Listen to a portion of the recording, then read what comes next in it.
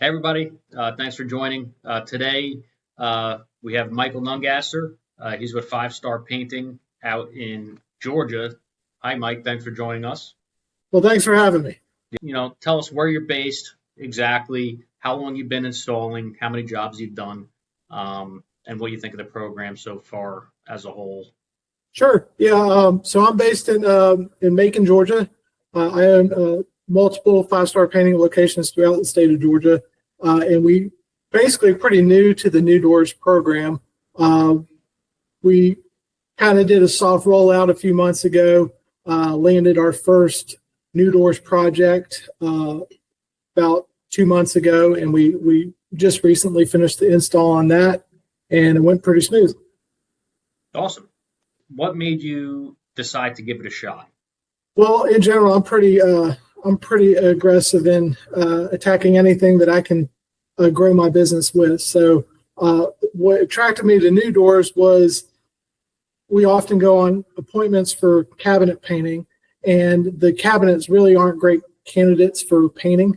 You put lipstick on a pig, they say, So if the cabinets are old, have a bad style to them, aren't really in great shape in general, they're almost too far gone to just paint them and make them look good. So this gives us an opportunity to offer a customer an alternative to just painting the cabinets, and it's a more economical alternative than replacing the entire cabinet. It's just refacing essentially the cabinets with new doors and drawer fronts. Awesome. Walk us through your first nuDoors job. What was the scope? How did you land it? Kind of walk us through that process. Yeah, so this job opportunity came to us through just me being at basically a builder supply place, and I was talking to the lady at the counter, and she knew I did painting of cabinets and stuff, and she actually asked me if I knew who to contact if she wanted to get new cabinets installed, because she was looking to it was for her mother. Her mother was looking to redo her kitchen.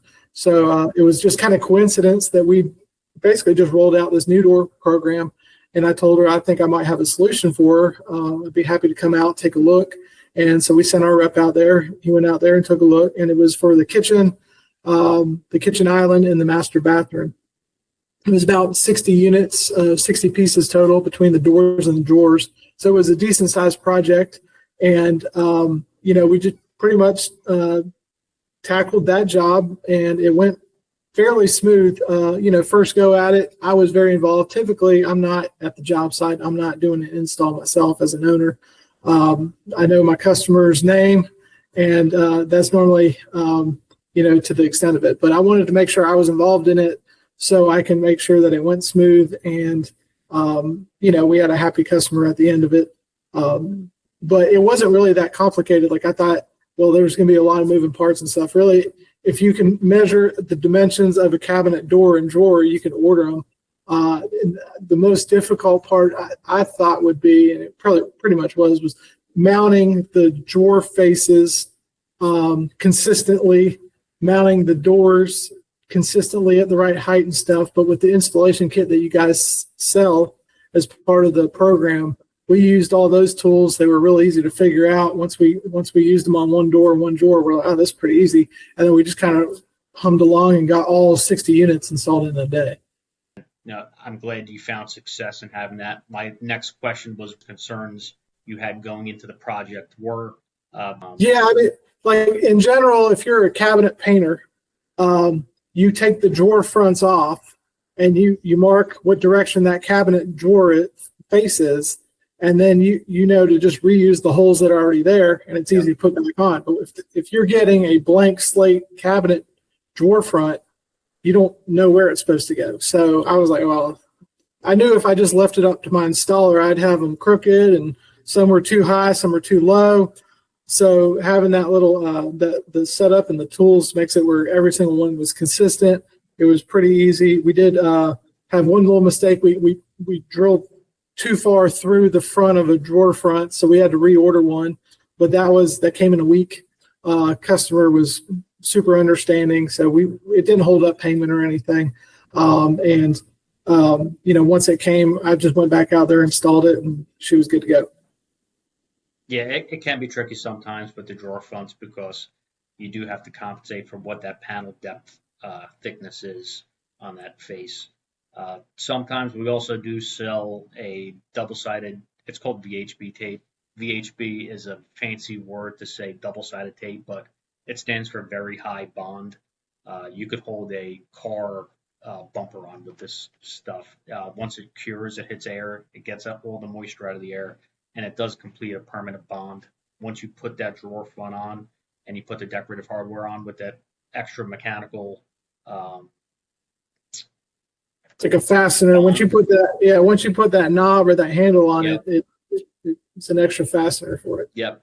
But that does help, especially when you're using the jigs and everything like that. We do have that available too as an extra tool. Yep. So was there anything outside of that you would like to speak to? Well, the only surprise to me, it was outside the install. When I ordered, I didn't realize I would be receiving it on a pallet. We kind of already addressed that, and receiving that at my shop, and then getting the dead stack, the pallet. The FedEx guy couldn't get off his truck without us unloading every single piece, and then we loaded it back up into our trucks to get it to the job site. But because of that Durafilm or coating, Duracoat, I think we're calling it. Durafinish. Yep. Yeah, Durafinish. Nothing was scratch or anything in all the transportation because it's not just paint; it's a very solid finish. Yeah, we went ahead, with your job, said just put out more parameters on what shipping and logistics entail. If you go over a certain dimension, there's no way to get around putting on a pallet. You're not able to put it in corrugated boxes.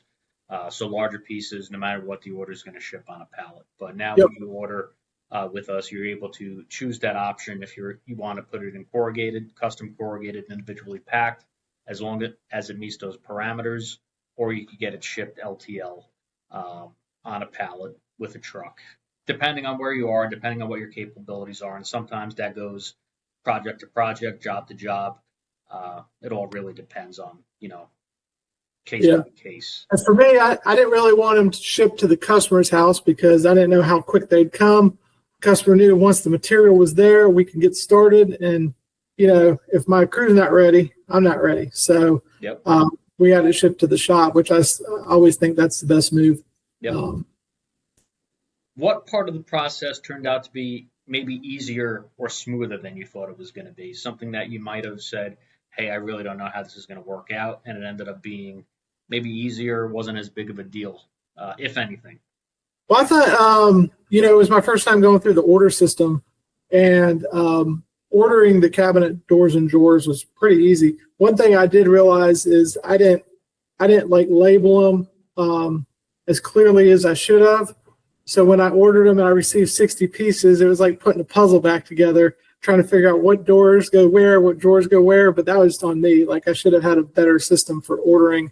Not ordering keying in, but how I accounted for what number they were or whatever. But going into the software system, anytime it's first time in the software system, if it's easy to use, if it's intuitive, if it's no brainer, you just click the button here and it's pretty simple. You just put your measurements in, the quantity of the doors and drawers you need, and that was fairly simple. I thought that was going to be a little difficult. Sometimes hardware is clunky. Our software is clunky and confusing, and this was very, very easy for me to use. You wish you knew before the install that you know now? It might be a combination of what you already described, but is there anything that pops out? No, I mean, now that I know, now that we've been through one, like I have a lot more confidence going into any job. Like, oh yeah, these are going to go pretty easy. Like I was hoping, like you go hang that first door up and it was like an inch too narrow or something, like, oh, I messed up every single door or drawer on this whole order.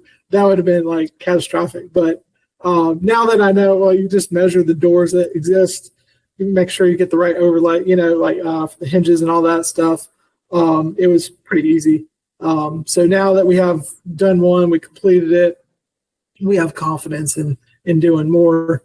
And I think because of the confidence, we'll be more aggressive in trying to build that business quicker. Yeah, no, that's a shared sentiment across a lot of the contractors that we do deal with is the initial measuring. And you got to be our machinery cuts with accurate within a thousandth of an inch. But as long as the measurements you put in are accurate, that's what you're going to get. If you're dealing with doors next to each other, as long as they're the same height and you're not trying to squeeze in the exact 16th of an inch next to each other, um, you're going to be okay. And our staff is here throughout that process. If you're on the field and you are doing those field measurements and you have a question, give us a call live. We have our help desk that's able to walk you through step by step on, okay, what do I do in this scenario? How do I address it, and how do I now convert that into putting it on the website? So, Yeah, for me, I went down eighth of an inch was my increments, and because all the hinges are adjustable, even yeah, if the door's slightly bigger or slightly smaller, you have a lot of play with those hinges and the yep. adjustability of the hinges.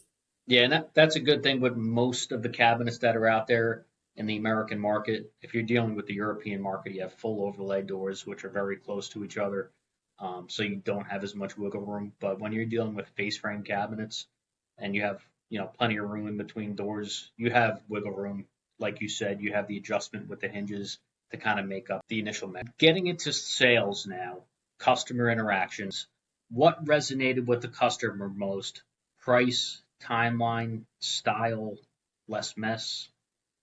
Well, we pushed the one piece unit um, component of it, where it wasn't like it wasn't a cabinet door that has rails and stiles and a panel. So you don't have to worry about expansion and contraction and all those little places where paint can fail typically. And we didn't really push the Duracoat or Durafinish aspect of it because we didn't really want to confuse the customer. We just want to say it was stronger than a typical paint job. Yep. But now that we'll have more sales information, more collateral to go with the presentation moving forward, so we'll be able to push some of that stuff a little bit more without. A lot of times, like a customer, the more information you give them, the more they get confused. Or like, just say it's going to be a great quality finish, and I just like that you can get in and out of the project easier, quicker. So that was our sales feature. Was it's not going to be tying up your kitchen for 3 or 4 days. I mean, we prepped one day because it was a kitchen and bathroom. It took all day to prep, and then we sprayed the primer and the paint the second day.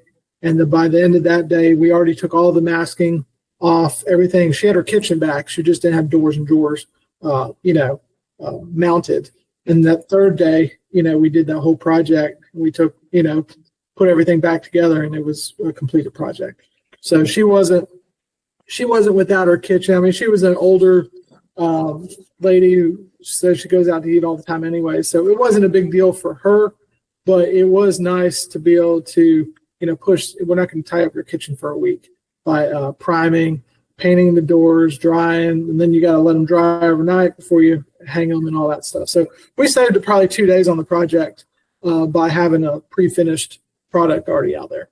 And we did spray all the boxes, and I don't think that's 100% necessary, but on her job it was because she had an island with some raised panels on the other side, and I didn't want to get into rolling and brushing that section. I thought it would look better sprayed. Yep. But the product that you guys provided was super easy to work with, and it had a nice finish. So it wasn't finicky, or it was an easy product to work with. No, that's good to hear. And like you said, I mean, it is versatile. You can spray it. I'd say it's probably 50-50, half the contractors, and it's also job dependent too, what the customer expectations are, what the job site conditions are, what you're able to get away with. It can be brush and rolled. We do have an extender that you're able to add to it that increases your brush and roll time so it doesn't lap up on you. If you're dealing with your heavy detail, big crown moldings, wine racks, things like that, sometimes, yeah, you're going to opt to spray those type of jobs. But it does give you that versatility. Some cabinet coatings don't allow you to brush and roll. especially when you get into the higher end polyurethanes and things of that nature. But that's one thing that we made sure that we picked for a product that you did have the options to do either or. Plus, whether that's something you do day in, day out, it's not going to be, every job you walk into is different. Every single job you walk into is different, and you want to take that on a case by case basis. So Yeah, because even with her, we did her vent hood, so we rebuilt her vent hood to make it look more like a shaker style because it was real ornate to begin with.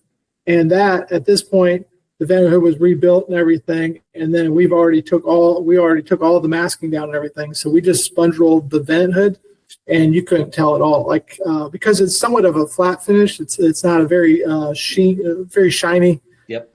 Product. You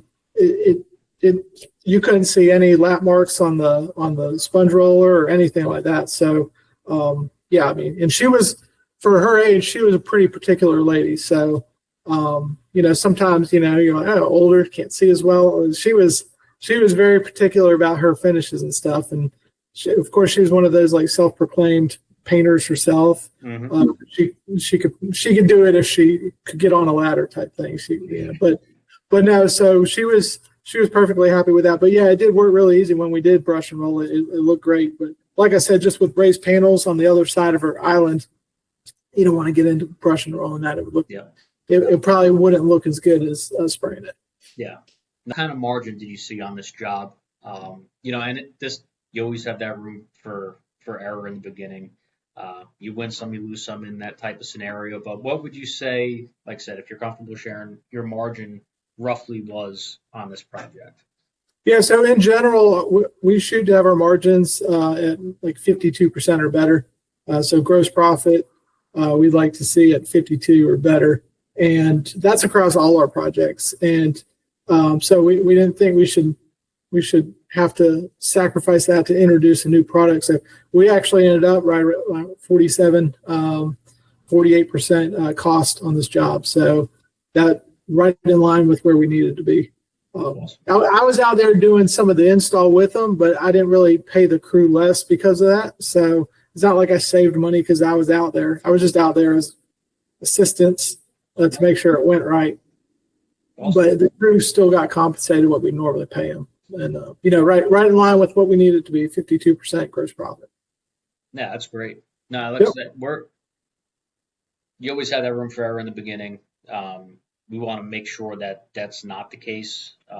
You always run that risk. We try to walk you through as much as we can as a company to make sure that everybody needs to be profitable.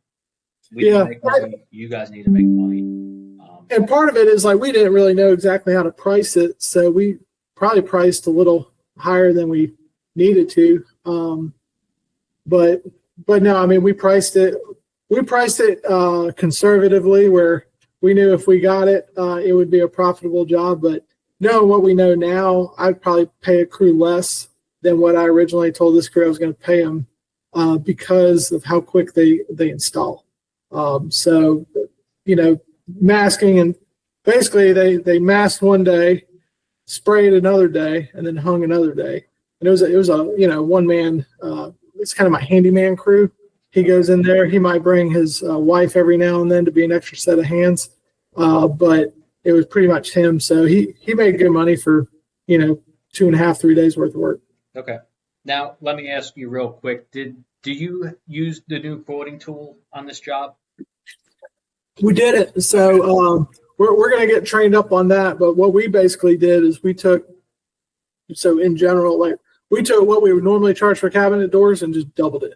And, and that was a safe number. That was probably very close. If I ran that same project through your quoting tool, I bet it'd be pretty close to where we ended up. But that might not be the answer for everyone. That's just, I felt like for the value that we were providing, we're not just providing a service of painting, we're providing a product now, right? So when you're selling a product, you can sell the product, and then it's easier to build a little bit of value, so when you're providing a service other than like showing up on time and making sure it's quality, okay, the other guy can do that too, but we're offering something you can't just go buy at the store. Yep. So that's one thing. And we're not just simply coating what you have. We're providing a whole new thing. So to pay double for a new door and drawer, basically a reface of cabinets, I'd be willing to bet if she called out refacing companies to go out there and reface her cabinets, they'd be a lot more than we charged her for her project. Yeah, I agree. You know, we've dealt with contractors that have gotten quotes from companies like that to do a side by side comparison, and you're talking probably close to double the price um, as what this service would cost. Another big selling feature that we wanted to roll out throughout this program was the extended 5-year warranty from the factory on these doors, which is a huge selling factor for you guys. Something that you you really can't give away when you're repainting cabinet doors. Yeah, no, I mean, typically we'll put a 2-year warranty on a painted cabinet project, and 9 times out of 10, their service is what they're asking us to fix on their cabinet. It isn't technically covered under warranty, and we'll go out and touch them up, but it's where they're kids, you're rough with the cabinets, and it's only as strong as the finish. And it's like a car. You don't take a car into the body shop for warranty work because you got a scratch on your car. It's Yep. you're just rough on your car. So same thing with cabinets. Like people have jewelry on their hands, and they beat up right where the handles are on things and like that. But we'll go out and do a courtesy correction, and then we'll explain to them it's not failure of a product. It's just wear and tear. Yep. Is what you're going to have on painted cabinets. And I've seen cabinets we haven't painted to have wear and tear. I've seen cabinets that we've painted wear and tear.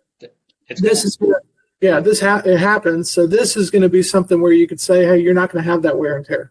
You're not going to have the chips and everything around the hardware where your trash can drawer is and things like that. So even in my house, I have painted cabinets, and once a year I'll go around with a little bit of sandpaper, sand down the little chips and just dab here and there. And you can't tell, it looks great, but it does require a little maintenance to keep it looking new. Yep.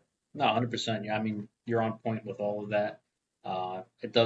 There's no coating out there that you're going to put on a cabinet door, especially, that's not going to chip or wear over time. You're talking about the most heavily trafficked room in the house, the most abused room in the house with cooking, cleaning, kids running around with toys. Things are going to happen. Anytime you get a call back is cutting into the profit that you made on that job. That's why we wanted to avoid all of that, rolling out the new product series.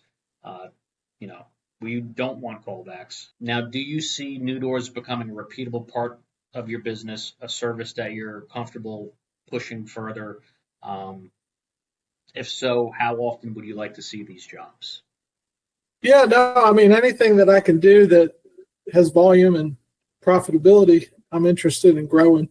And we're working through our marketing team and stuff. We're working on how to better bring this to market and how to keep it almost separate from just our painting services. We almost want it to we'll utilize our name, 5-Star Painting, that people know in our markets, and use that as a asset to help bring this product to market. But yeah, I mean, I'd like one of these a week at least. Would be nice. I mean, we have the capability, we have the crews to be able to do, plenty of work. So anything that has volume and you could turn it pretty quick. So this job in general, it was about a $13,000 job, and we turned it in 3 days. That's a pretty good job. That same cabinet job, if it was just painting, it would have been a $6,000 job and would probably took about 4 or 5 days. So, think about the revenue per day that you're able to produce with the crew. But that's what you get when you're selling a product and not just a service. Yep. So I come from the window replacement world where 90% of what you're selling is the product, 10% is the installation, and you could turn a project, $10,000 project, you turn it in a day. You can't do that with painting. Yep. So this is more offering a product, and you can turn quicker revenue in less days. No, great comparison. Even the time savings plus the higher ticket, it just makes sense. Yep. We just got to figure out how to get more of those phone calls. That's all we need. So more phone calls, we'll be doing them all day long.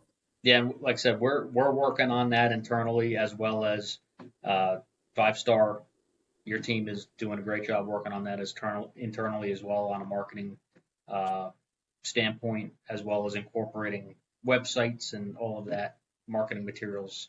Uh, Stay tuned. We're about to be excited on what we're rolling out next. Feedback and points moving forward from an installer perspective. What can nuDoors do better, and what can we improve to make your experience better for the next job? I mean, I don't really see anything right now where it's like this needs to be addressed. I mean, we even like initially, we provided some feedback even on the coating and stuff, like the finishes and stuff, and turnaround times, things like that. Those have all got where they're an acceptable level. So my biggest concern was you get a whole project, say it's a $10,000 project, you get it, and two doors come in with scratches on them, and then it takes 3-4 weeks to get those doors. Being a paint contractor, I could easily get a scratch on a door, go out back and respray that cabinet, and boom, you're done. But if it was holding up 3 or 4 weeks, that would be a problem. We've already got, turnaround times down in the week time frame, and with the new coating, new finish on it, we're not having to worry about those scratches and stuff. So those were concerns I had initially that have been addressed, and everything else is more just getting the leads through the door, and then we're working on developing more of the sales collateral and stuff like that. So when we do go into the home, it doesn't look like this is our side gig. This looks like something that we do on a regular basis. Because anytime you start up something new, either you could be extremely honest with the customer and be like, hey, look, you're my first nuDoors customer, which we told this lady, which, I told her I was excited about this new opportunity and stuff. But you can't be doing that forever. You gotta make sure you're the expert and somebody that they're like, oh man, this is the right company I want out of my house. So the more confidence we get and stuff like that, and the more we do them, the easier it will be to sell. So I appreciate that feedback. And like you said, with the lead times, listen, we were in the field. We know what it's like to be waiting on a check. So although we can't do it right then, right there, we guarantee that for recuts, they will be shipped within 3 days, and you should receive them within a week. Geographically, we expanded our manufacturing as well, so we, sped up those shipping times along with the lead time. So we're guaranteeing that any remakes, any recuts, whether it's something that's messed up on site, something that we mess up in manufacturing, that you're not sitting there waiting to get that check. Yeah, and I mean, like I said, the one that I drilled straight through the front of, the customer, she was cool about it. Oh, no worries, But you do get that one customer. Well, it's not done, so you get your money when it's done, type thing. So, so having a 1 week turnaround type thing is perfectly fine on something like that. Okay, awesome. So this leaves me with 2 more questions. So, what would you say to an installer who's kind of on the fence right now about jumping onto the program, who's kind of unsure about, what to do? No, I mean, I would say there's not much risk. I mean, so if you look at risk versus reward, there's more upside than there is downside. I mean, as long as you can measure a door, really, that's all it takes is being able to read a tape measure. If you can read a tape measure and you get key numbers in, that's all it takes to get it. But, to get into this, there's not much risk. And I do think the more and more jobs we get, the higher, the return on this.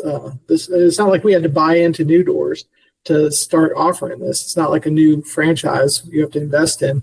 It's basically a new product offering that we have in a partnership with nuDoors, that we can take a new product to market. But I do think when you're at somebody's home, they're not going to know that you offer it unless you let them know you offer it. So even if you're at somebody's house for an interior paint job and you notice their cabinets probably just don't need painted, they could use a good replacing. This would be an excellent option for you.